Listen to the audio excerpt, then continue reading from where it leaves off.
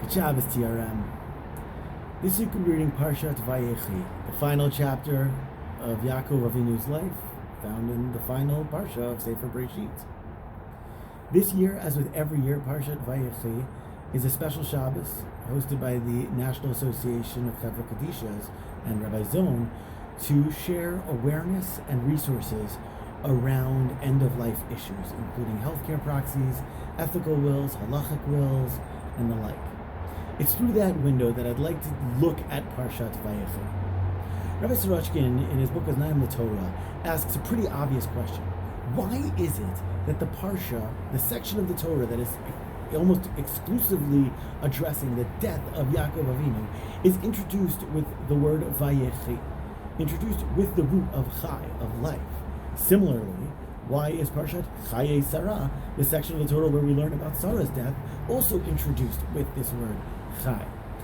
His answer is that the Chaim that's referred to there is the Chaim Amitim, the Chaye Olam Haba, the true life, the life in the world to come that comes only after our death from this physical world.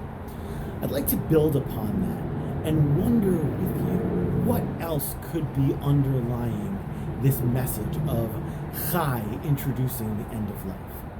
In this week's Parsha, Yaakov Avinu sees his death on the horizon no less than 3 times, each of which providing interesting insight into the process. But I'd like to focus for right now on the first one, in which he says to Yosef, "Va'asita imadi chesed ve'emet, you shall do for me kindness and truth. Al na tikbareni b'Mitzrayim, please don't bury me in Mitzrayim." And we typically refer to the work that's done by the Chevra Kadisha as chesed shel emet, the true, the real chesed, which can never be paid back because the person you're doing it for is dead. However, Yaakov Avinu doesn't say chesed shel emet, he says chesed ve'emet, chesed and emet. Why and? Why do we need to split that? I'd like to suggest that there's actually something really deep in that vav, in actually recognizing the value of both the emet and the chesed. Yaakov, at this point, finally is able to look at his own death from a place of emet, recognizing his own mortality, recognizing that it is his time to go, is able to take that moment and create what Dr. Kenneth Prager describes as the good death. He's able to create an atmosphere where he can offer his life teachings.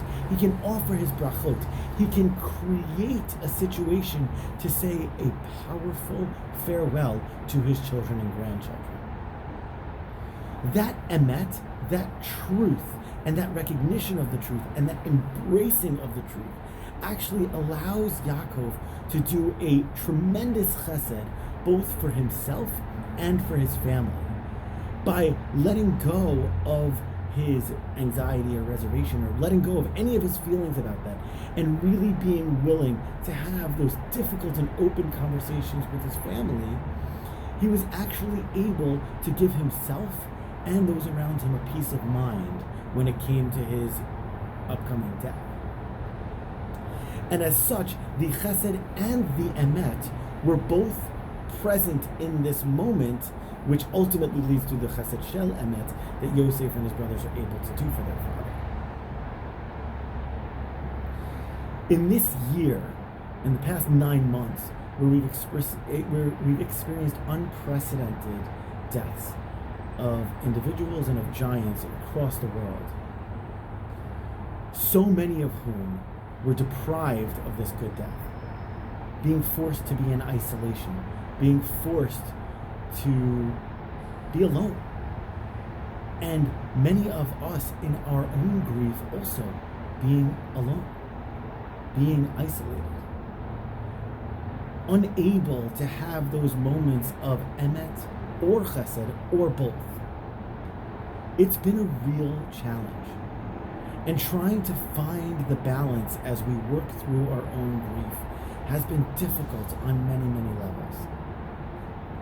What we see from Yaakov Avinu is that the more that we're willing to take the time and effort necessary when we are lucid, when we are able to think these things through, and the more we're able to communicate that to our loved ones, the more peace we offer ourselves when it does come time to confront it.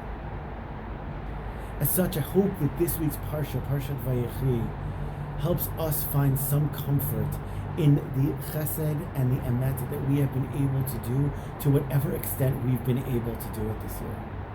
That we're able to join together in the new ways that we've found to connect, and that we're able to honor those that we've lost, both in these past 10 months and prior, and honor their lives and their memories through the chesed that we do, through the emet, through the truth, through taking care of these issues, through being able to have those deep discussions about these challenging topics, and through connecting, and through building each other up.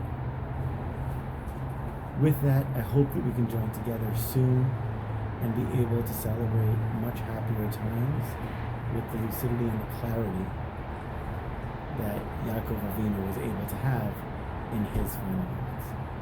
Shabbat Shalom.